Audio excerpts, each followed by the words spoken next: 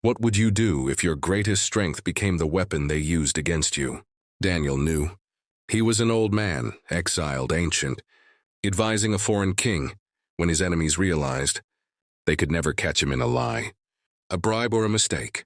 So they went after the one thing they could predict, his prayer. These jealous officials, they manipulated King Darius into signing a law. For 30 days you could only pray to the king. Anyone else? You'd be thrown to the lions. That was the trap.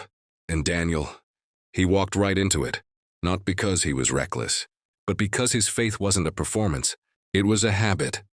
He went home, opened his windows toward Jerusalem, and he knelt 3 times a day, just like always, in full view of anyone watching, not more defiantly, not less carefully, exactly as he'd done for decades.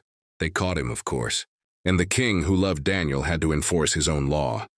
So they lowered the old man into a pitch-black pit. The stone rolled shut, and above you could hear the lion's breath, hot, heavy, hungry. Morning came. The king ran to the den, heart in his throat, and shouted, "Daniel, was your God able to save you?"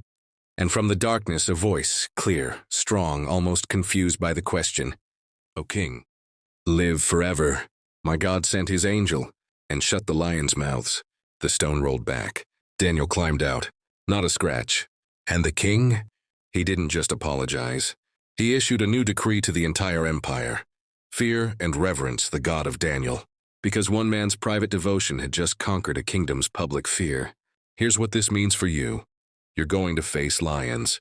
Maybe not literal ones, but you'll face the professional lion that tells you to compromise your integrity just this once. The relational lion that roars you into silence when truth is costly. The internal lion of anxiety that devours your peace at 3 a.m. And here's what Daniel teaches us. Your courage in the crisis is built in the quiet.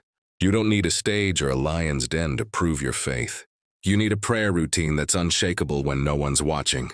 A gratitude that thanks God for yesterday's faithfulness, so you can trust him with tomorrow's danger. The world doesn't need more people who panic perfectly. It needs people whose daily devotion is so deep, so consistent, that when the stone rolls shut over their life, they're not screaming. They're waiting, calm, ready. Because the lions can smell fear, but they can't touch faith. So open your windows, kneel, pray. The same God who shut the mouths of lions is still in the business of silencing roars.